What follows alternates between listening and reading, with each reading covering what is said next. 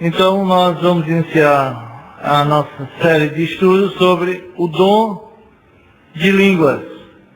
E o dom de línguas nos dias atuais é um dom usado por igrejas que pregam doutrinas contraditórias. E essas igrejas vai desde a Igreja Universal do Reino de Deus até a Assembleia de Deus. E desde a igreja Deus é Amor até igrejas que negam a Trindade.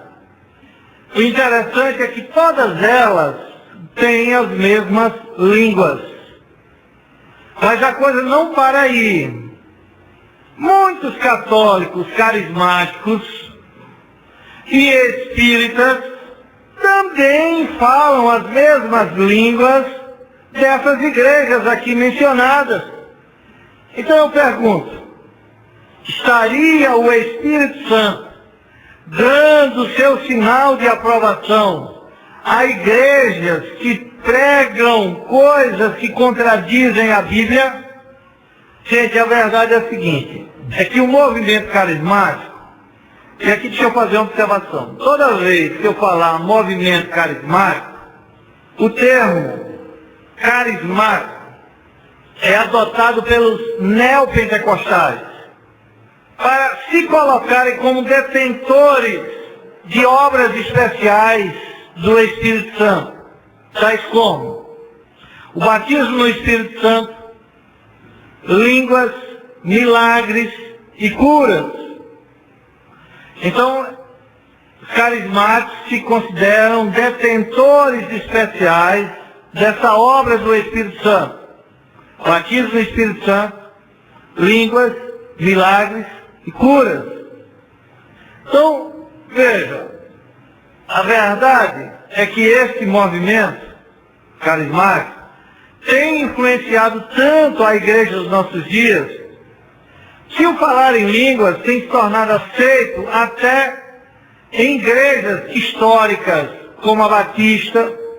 Você ouve já dentro das igrejas batistas, pessoas falando línguas, igrejas como a presbiteriana, igrejas como a congregacional, igrejas históricas que esse movimento de falar línguas já se infiltrou. Então, tem se alastrado como uma febre, e muitas igrejas históricas estão divididas por causa desse dom. Quantas igrejas já se dividiram, históricas, batistas, presbiterianos, convencionais, por causa desse dom? Veja, se é um dom, o dom vem para a edificação da igreja. Esse dom supostamente deveria fortificar e edificar as igrejas, mas tem enfraquecido e causado divisão nas igrejas. O que estará acontecendo?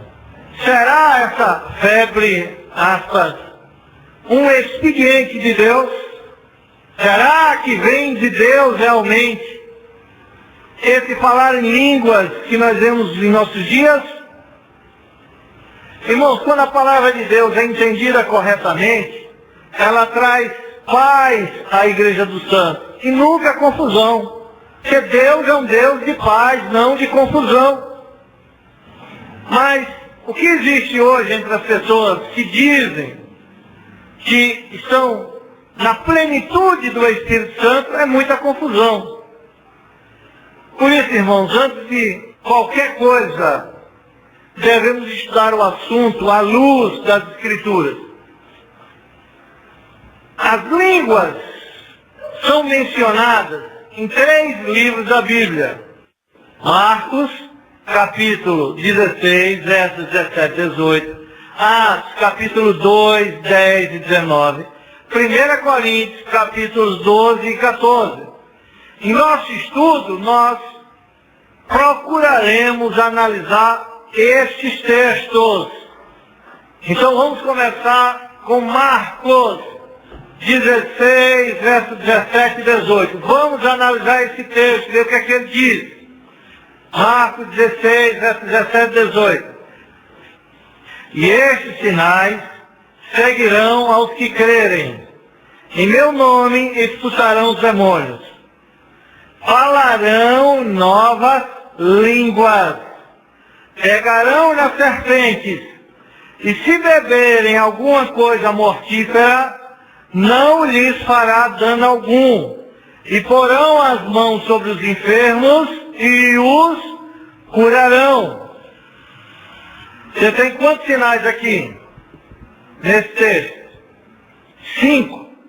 O poder de expelir demônios, a habilidade de falar novas línguas, a capacidade de pegar em serpentes venenosas sem ser fisicamente prejudicado, o dom de beber veneno sem sofrer nenhum mal, e o poder de impor as mãos sobre as pessoas enfermas e curá-las.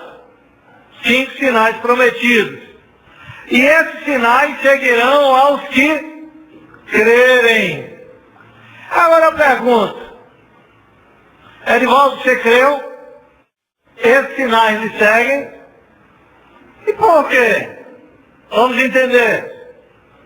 Marcos 16, versos 17 e 18, são provavelmente os 2 versos mais controvertidos em toda a Bíblia. Alguns usam estes versos como um mandamento para a cura divina, para falar novas línguas e assim por diante. Então, irmãos, vejam bem, não podemos ignorar que haja dúvidas quanto à autenticidade dessa passagem. Será que ela provém realmente dos escritos originais? A Bíblia de Genebra, ela traz uma nota de rodapé falando sobre isto.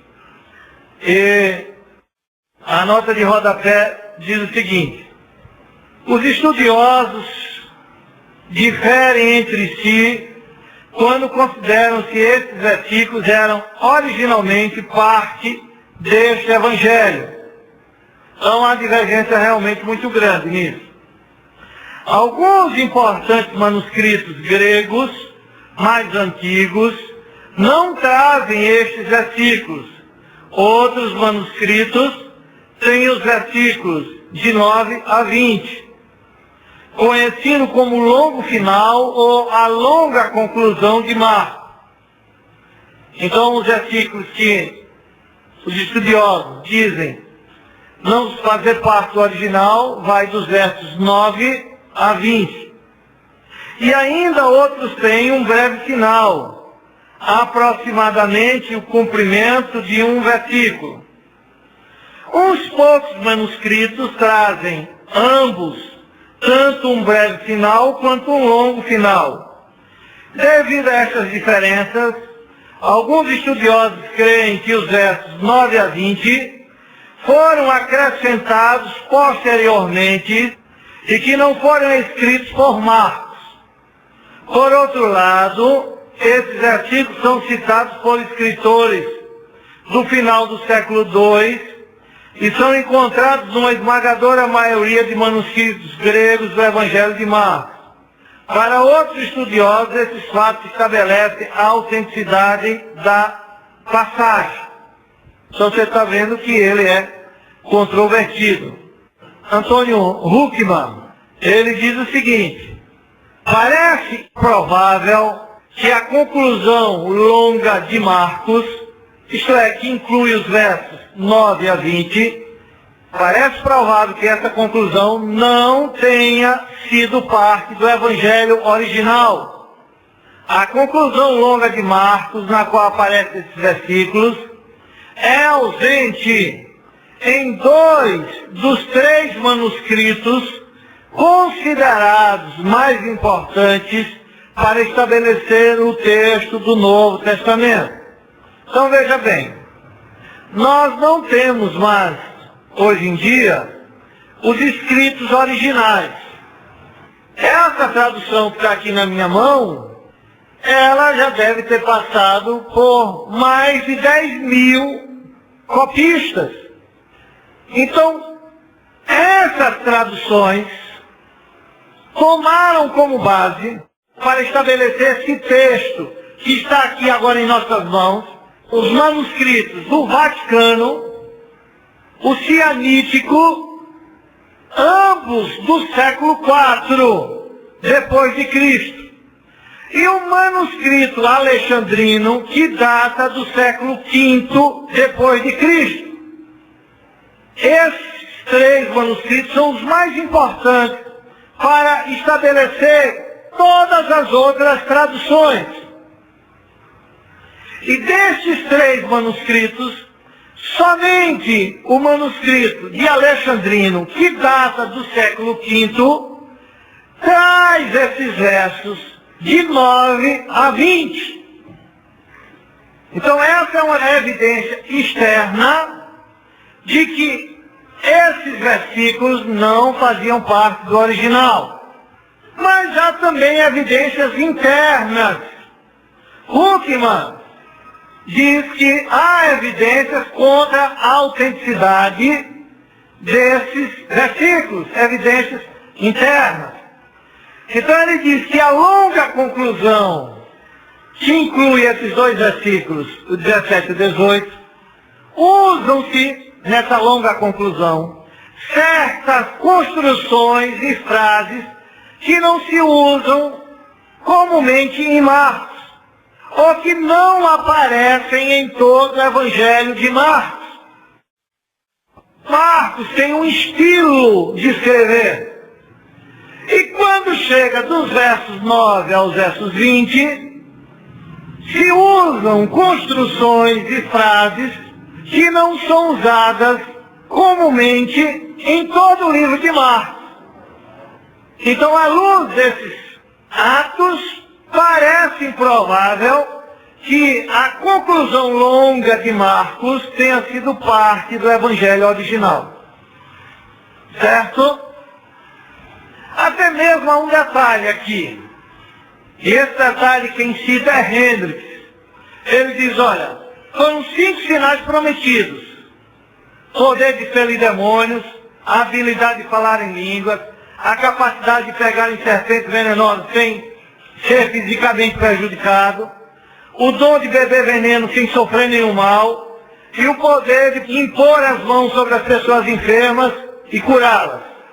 E ele diz o seguinte, desses 5 sinais, 2, o terceiro e o quarto, isto é, pegar em serpentes venenosas, sem ser fisicamente prejudicado, e o dom de beber veneno sem sofrer nenhum mal, nunca esses 2 sinais aconteceram no Novo Testamento. Então você diz, mas pastor, peraí, Paulo pegou em serpente venenosa. Está lá em Atos 28:3. Ele pegou. Mas como foi que ele pegou? Ele foi acender um fogo, pegou os gravetos, e no meio daqueles gravetos havia uma serpente venenosa. E a serpente o picou. Paulo pegou, mas Paulo não pegou deliberadamente numa serpente venenosa, como Marcos está dizendo. E com relação a beber veneno e não sofrer nenhum mal, não há no Novo Testamento nenhum exemplo desse sinal.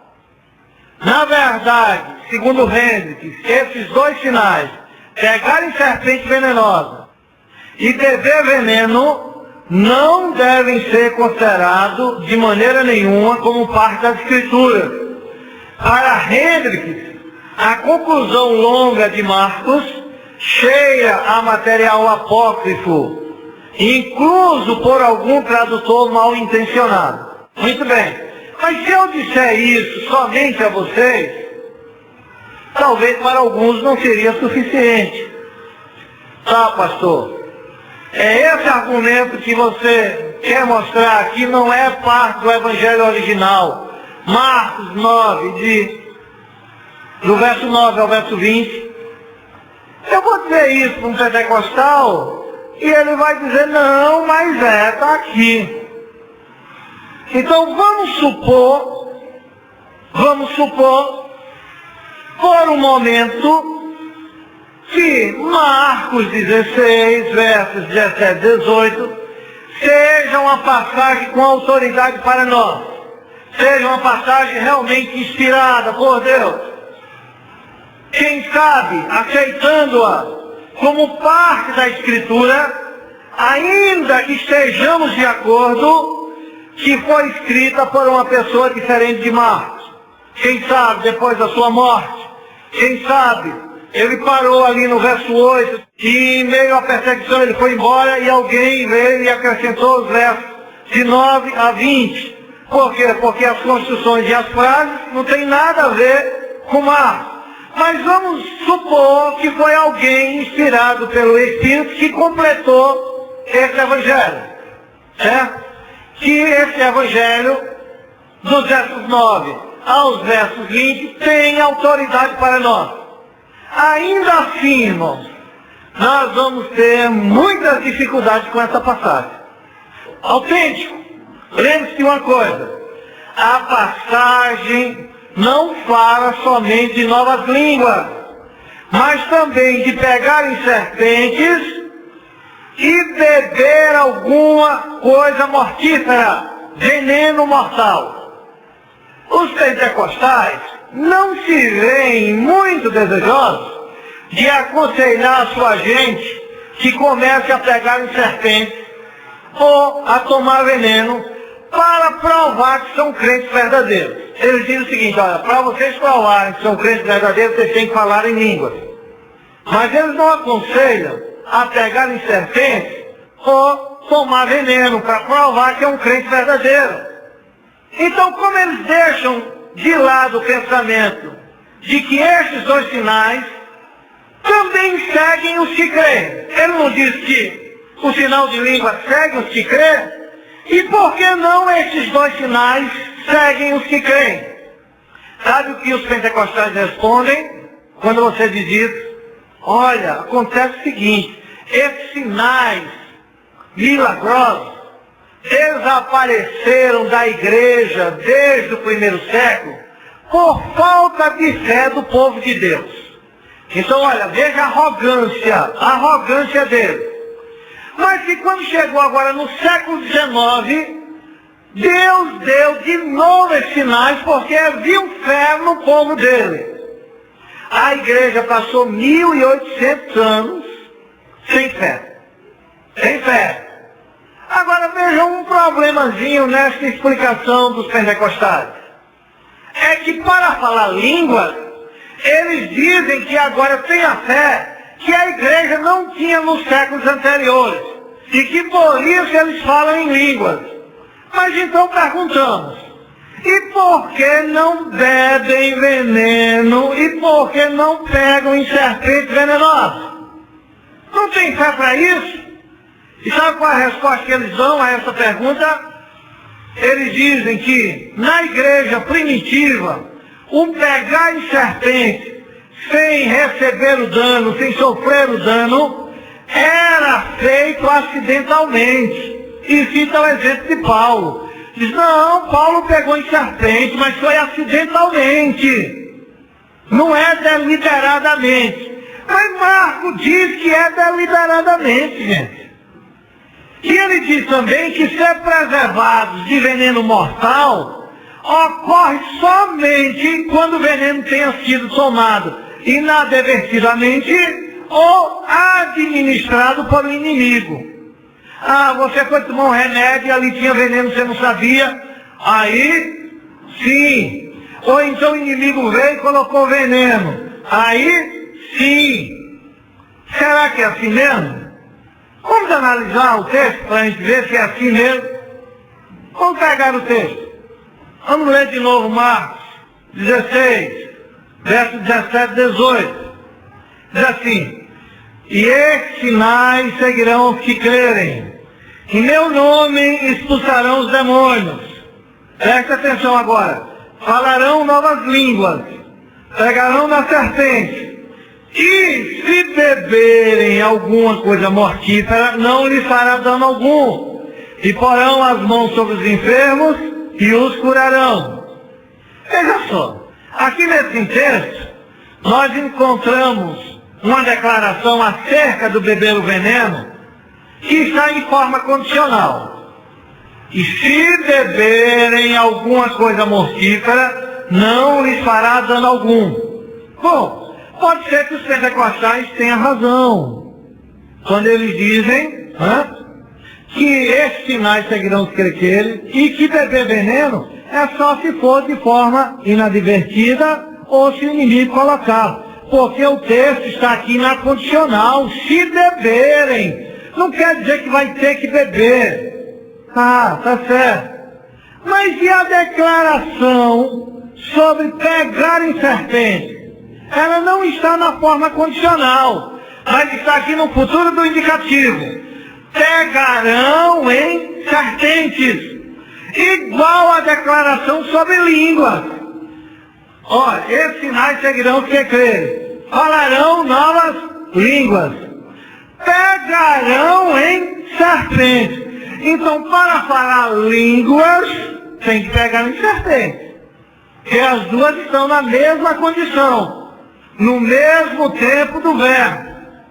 Para serem coerentes, ainda que eles não quisessem beber veneno, porque o veneno está numa condicional, se eles deveriam pegar em serpente para justificar as línguas que seguem aos que creem. Então, segundo o texto, esses sinais seguirão os que creem. Falarão novas línguas e pegarão em serpentes. Se o falar em línguas deve ser tomado como um sinal que confirma os crentes na fé, por que não chegar à conclusão de que o pegar em serpentes também deve ter a mesma função de sinal? Por que não aceitar um sinal do mesmo modo que o outro? Uma vez em que ambos os casos, o verbo grego está no futuro do indicativo. Então, se Marcos 16, 17, 18 é uma escritura com autoridade, porque as igrejas pentecostais não têm cultos em que se pegam em serpentes. Até agora eu não ouvi falar de ninguém que tenha tentado beber veneno ou pegar em serpente. Tem mais. Os carismáticos usam essa passagem de Marcos para apoiar milagres questionáveis. Mas as pessoas têm reais problemas. Primeiro, a maioria deles escolhe os seus próprios milagres e não se sente obrigado a fazer todos os milagres. Por que não levanta os mortos? Por que não multiplica o azeite? Por que não faz o machado flutuar e tantos outros milagres? Selecionam os milagres. Em segundo lugar, essas pessoas têm o infortúnio de operar e por inúmeras tentativas e falhas. Só às vezes parecendo que tudo dá certo. É igual aqueles testemunhos da Igreja Universal do Reino de Deus.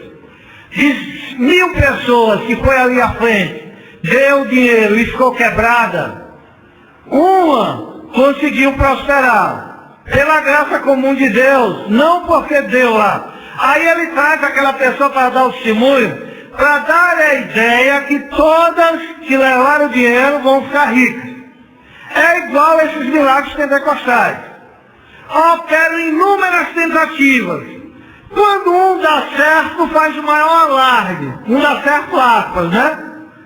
Quando a pessoa, pela graça de Deus, fica curada, não é porque impôs as mãos. E às vezes nem ficou, parece que deu certo. Porque um mês depois ou 2 meses depois, a doença está pior. Ficou só ali, incubada. Então eles fazem o maior alarde, levam para dar testemunho e tudo mais. Isso é totalmente inconsistente com o padrão bíblico. O padrão bíblico nunca foi esse. Agora, gente, veja só. Isso que eu estou dizendo ainda é só conversa para alguns. Isso aí não resolve. Eu quero que você me mostre na Bíblia, que eu quero pegar ele aqui e dizer, olha, vem aqui na Bíblia, vamos ver na Bíblia se Marcos realmente 16 tem fundamento ou não. Tá certo. Você sabe, na verdade, qual é o maior erro dos pentecostais? É ignorar os princípios básicos de interpretação. Quais são os princípios básicos para você interpretar um texto? Primeiro, lembrar que cada passagem tem que concordar com outra passagem quando corretamente interpretados. Segundo, deixar a passagem dizer exatamente o que diz. E terceiro, estudá-la bastante cuidadosa e longamente à luz da Bíblia para se conhecer o que ela diz.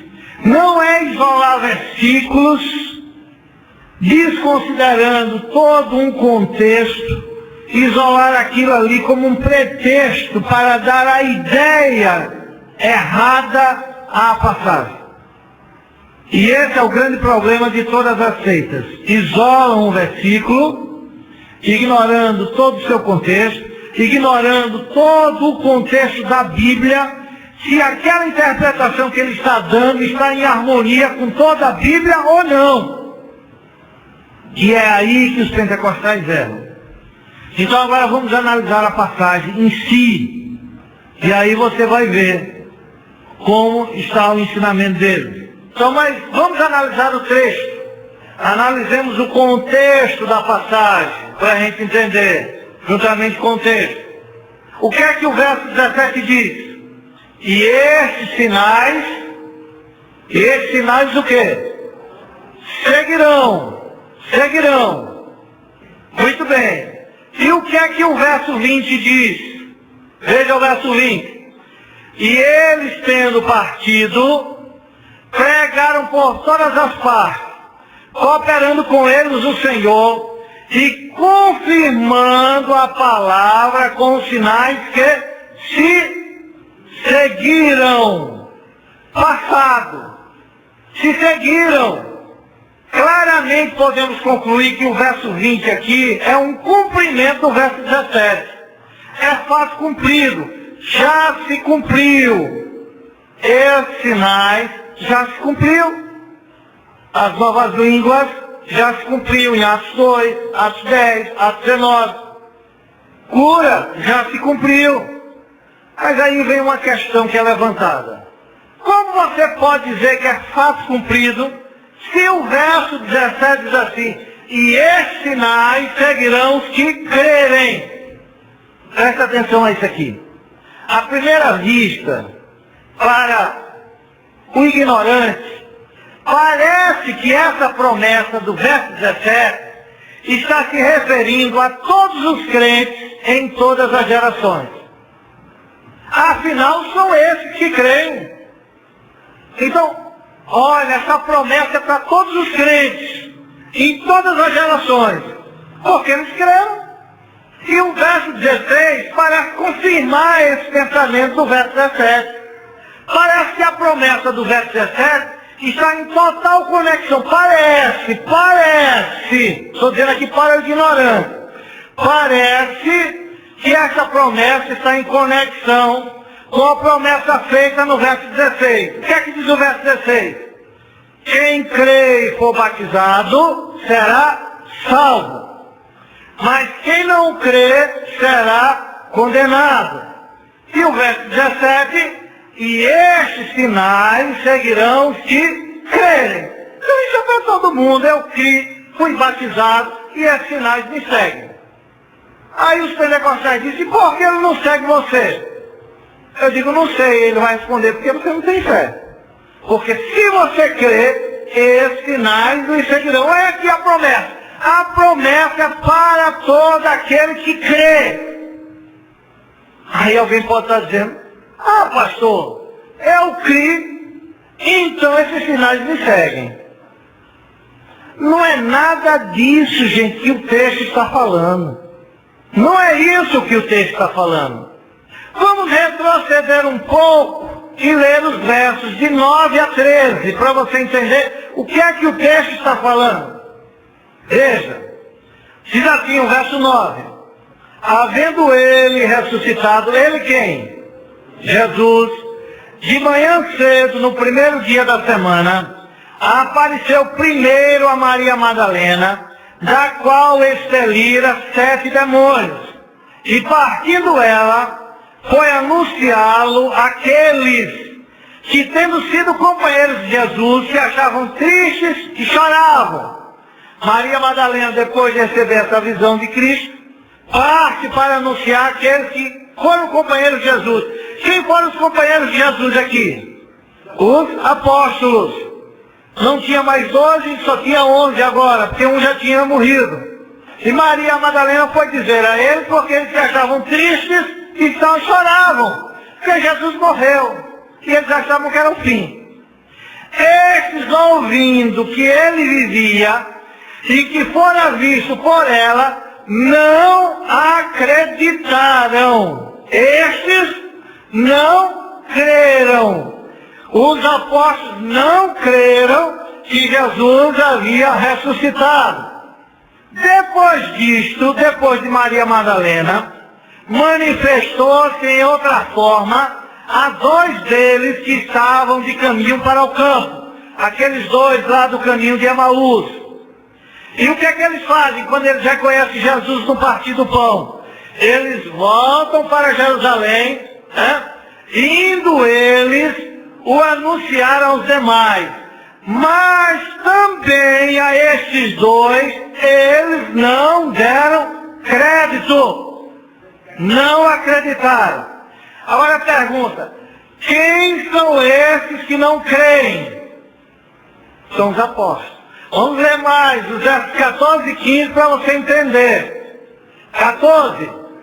Finalmente apareceu aos 11. Jesus diz, agora eu vou em pessoa, vou aparecer a eles. Apareceu aos 11, estando eles assentados à mesa, e lançou-lhes em rosto a sua incredulidade e dureza de coração, por não haverem crido nos que o tinha visto já ressuscitado. Aí Jesus lança em rosto a incredulidade deles, a dureza de coração deles, por eles não crerem. Agora veja o que diz o verso 15. E aí Jesus dá a comissão a eles, e disse-lhes, ide por todo mundo, pregai o evangelho a toda a criatura. Escute só. Qual foi o motivo da aparição de Jesus? Teve uma dupla motivação aqui. Primeiro, ele repreendeu os discípulos por sua descrença concernente à sua ressurreição. Verso 14. Não é isto? Segundo motivo, Jesus dá uma comissão a eles. A comissão foi dada. Ide por todo mundo e pregai o evangelho. Este verso 15 está em conexão direta com o verso 16. Quem crê e for batizado será salvo. Desses que vocês vão pregar. Mas quem não crê será condenado. E estes sinais seguirão os que creem. Quem? Os que crerem. Os incrédulos apóstolos. Olha, vá para essa missão. Preguem o evangelho. E estes sinais lhes seguirão. E no verso 20 diz que eles foram e pregaram. E os sinais foram confirmados. Os sinais se seguiram a eles. Você está entendendo?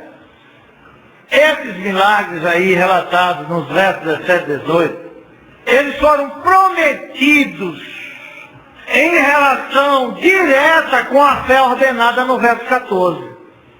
E com o trabalho que eles iriam executar no verso 15. Porque esses sinais, essa ordem não foi para nós. Eu vou explicar por quê. Essa ordem foi para eles. Os milagres desses versículos 17 e 18, eles foram prometidos em relação diretamente com a fé ordenada no verso 14. Jesus diz, creiam, não sejam duros de coração. E no 15 ele deu um trabalho a eles. E aí agora ele prometeu esses milagres. A quem foi feita essas promessas? Naquele contexto de Marcos, somente os apóstolos. Veja o verso 19. Você vai ver que o verso 19 está ligado ao verso 20. E o verso 17 está ligado ao verso 19. Veja o que é que diz o verso 19. De fato, o Senhor Jesus, depois de lhes ter falado, a quem ele falou, foi recebido no céu e assentou-se à destra de Deus. Aí eles iniciam o seu ministério. E eles tendo partido, quem partiu? Eles quem? pregaram em toda parte, conforme a comissão do verso 15. Ide por todo mundo pregar o Evangelho. Cooperando com eles quem? Cooperando com eles, o Senhor, e confirmando a palavra por meio de sinais que se seguiam. Seguiam quem? Os apóstolos. Ele, nesse verso 20, está se referindo diretamente àqueles aos quais o Senhor falou no verso 19. A quem foi que ele falou no verso 19? Depois de lhes ter falado, foi recebido no céu, e eles, tendo partido, eles pregaram em toda parte, cooperando com eles o Senhor e confirmando a palavra. Rapaz, creio em mim, eu vou confirmar a missão de vocês por meio dos sinais. Esse verso 16 não tem nada a ver com o verso 17 e 18. O verso 16 está falando, veja bem, se eles têm uma comissão, e quem crê neles e for batizado seria salvo, quem não crê seria condenado. Aí ele volta agora à questão dos apóstolos. Vá, e esses sinais seguirão vocês. Então, a pergunta que eu faço é, pode os cristãos referidos no verso 19, aqueles a cujos ouvidos foram faladas as palavras do Senhor Jesus, ser os mesmos referidos no verso 17? Sim. Eles são o mesmo povo, exatamente e exclusivamente. As pessoas do verso 17, que deviam ser seguidas por sinais, não foram todos aqueles citados no verso 16. O verso 16 fala de todos os crentes. Veja, o verso 16 ele está em conexão com Mateus 28, 16 a 20, quando Jesus dá a grande comissão. Veja, Mateus 28, 16 a 20. 12 Marcos, por favor. Olha, você vê aqui em Mateus, Jesus dá a grande comissão, do jeito que deu lá em Marcos. Ele não fala nada desses sinais. E os 11 discípulos partiram para a Galiléia, para o monte que Jesus lhes tinha designado. E quando o viram, o adoraram, mas alguns duvidaram. E chegando Jesus, falou-lhes dizendo, é-me dado todo o poder no céu e na terra. Portanto, ide fazer discípulos de todas as nações, batizando-os em nome do Pai, do Filho e do Espírito Santo, ensinando-os a guardar todas as coisas que eu vos tenho mandado. Eis que estou convosco todos os dias até a consumação dos séculos. Amém. O verso 16 está em consonância com isso aqui. Mas o 17 e 18 não. Portanto, gente, conclui-se sem sombra de dúvidas que as pessoas do verso 17, que deviam ser seguidas por sinais, são aquelas que a mensagem do verso 15 foi exclusivamente endereçada. Então, nesse momento, pode estar surgindo na mente de vocês uma outra pergunta. Quer dizer, então, que estes sinais, em toda a história da igreja, só seguiu esses discípulos? A resposta é não. Não só seguiu esses. Não só seguiu esses, seguiu outros. Mas não é todos os que creem de Marcos 16. Porque senão eles teriam que seguir a nós. Será que ninguém tem fé?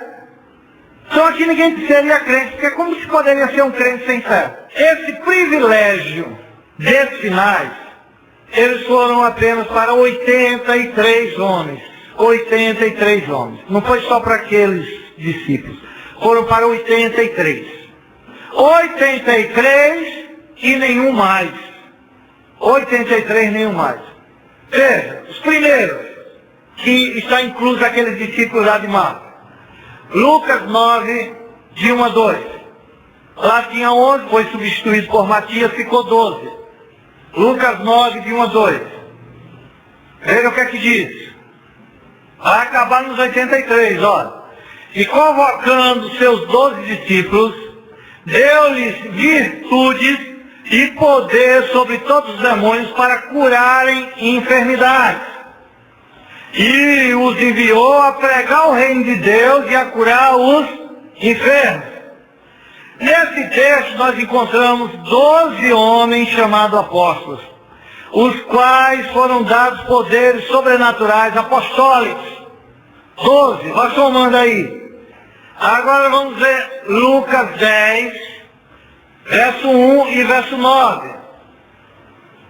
Diz assim: e depois disto, depois dos 12, designou o Senhor ainda outros 70, e mandou diante da sua face, de 2 em 2, a todas as cidades e lugares aonde ele havia de ir.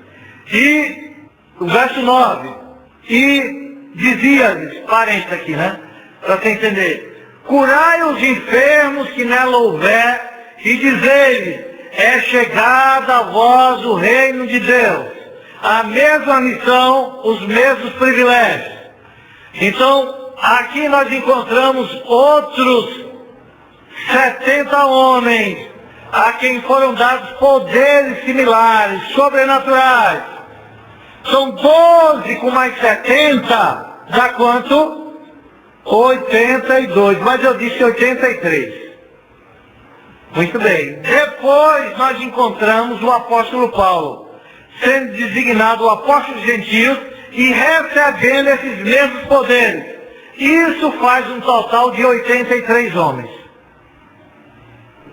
Mas nenhum acaba aqui. Há uma boa evidência bíblica de que Matias, Filipe, Estevão, Barnabé, Silas, todos eles estavam entre aqueles 70. Escute isso, você nunca encontrará um único registro de nenhum homem no Novo Testamento fazendo milagres, exceto Jesus. Nenhum no Novo Testamento fazendo milagres. Você não encontra. Que a evidência bíblica coloque ele fora desses 83 homens que receberam essa comissão. Gente, eu penso que o que vimos nos assegura que os crentes do verso 17 são aqueles a quem Cristo falou nos versos 14 e 15. E não os do verso 16. E dos quais Cristo também falou no verso 20, e não todos os crentes em geral, como referido no verso 16. Não tem dúvida, só é você ir lendo a passagem e analisando o contexto, a incredulidade deles. E estes sinais seguirão, e estes sinais seguirão os que crerem. Eles foram e o Senhor confirmou a palavra com os sinais. Fato passado, confirmou. Tanto a esses, como aos 70 e como a Paulo. E não mais. Então, esses sinais de Marcos 16 tinham o propósito de confirmar a palavra por eles pregada. De autenticar essa palavra. De autenticar o ministério apostólico deles. De mostrar que o Messias, o qual eles estavam pregando, era verdadeiro, tinha chegado, tinha sido morto, tinha ressuscitado, estava vivo à destra do Pai.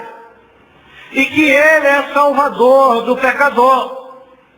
Para que as pessoas dessem crédito a essa palavra, Jesus disse: eu vou enviar os sinais.